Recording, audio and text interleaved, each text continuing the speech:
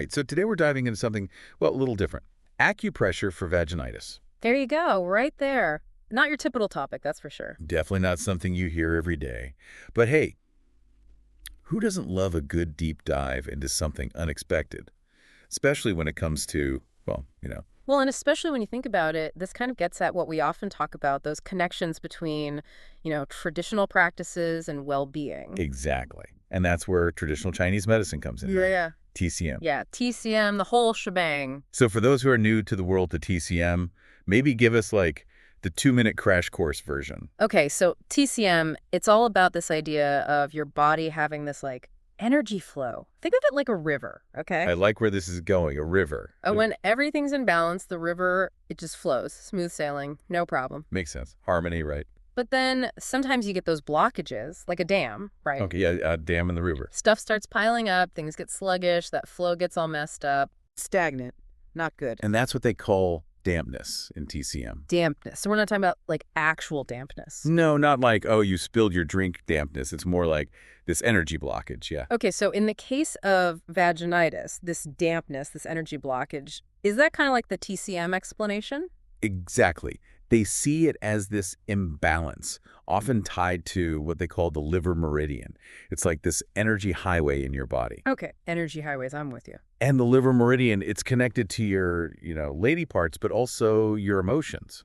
Interesting. So it's not just a physical thing. There's an emotional component, too. Big time. Stress, especially around, intimacy and all that, it can really mess with that liver meridian flow. Wow. Okay, this is fascinating already. So how does acupressure actually help with all this? Okay, so acupressure is all about these specific points on your body, acupoints. Acupoints, right? I've heard of those. And these acupoints, they're like access points along those energy highways, those meridians. Okay, so by stimulating these acupoints, you're basically clearing the blockage, getting that energy flowing smoothly again.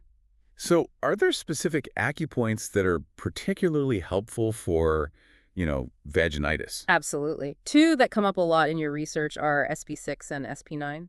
Okay, I've heard of SP6. Isn't that one like a multitasker? Totally. Think of it like grand central station of acupoints. Because it's connected to multiple meridians. Exactly. It's on your inner leg, like a hand's width above your ankle bone. And it sits on the spleen, liver, and kidney meridians. So it's hitting multiple systems at once. Wow, a triple threat. And SP9, that one sounds familiar too. What's its claim to fame? SP9 is like the drain unclogger. It's all about clearing out that stagnant energy, getting things moving. Okay, I like that analogy, the drain unclogger. This one's below your knee on the inside of your leg, and it's super helpful for, when things are feeling backed up. So if someone's dealing with vaginitis, those are two good points to, start exploring. It's always best to talk to a professional, but yeah, those are two that are often recommended. How does that tie into acupressure? Well, sometimes those energy blockages, they can manifest as physical tension, right? Ah, okay, so it's like a two birds, one stone situation. Exactly. And your source mentioned this technique can be particularly helpful for acute issues, like if someone's prone to vaginitis flare-ups around their period. Oh, interesting. So it's more for those sudden onset situations. Exactly. So we've covered a lot, and I gotta say, my mind is blown. But if our listeners take away one thing from all of this, what would you say is the most important point? Honestly, I think it's the power of that holistic perspective, Even something like vaginitis, which, let's be real, nobody wants to talk about. That's definitely not a fun topic. It can actually be a sign that something's out of whack in your life, both physically and emotionally. It's like your body's way of telling you, hey, pay attention, something's not right. Exactly. And instead of just masking the symptoms, TCM encourages you to look deeper, address the root cause. I love that. It's empowering. It gets you back a sense of control. Totally. And it makes you think what things in your own life could be contributing to that imbalance. Is it stress, diet, lifestyle choices? Lots to ponder. Well, on that note, I think we've done our due diligence in the deep dive department for today. For sure. But this is just the tip of the iceberg, everyone.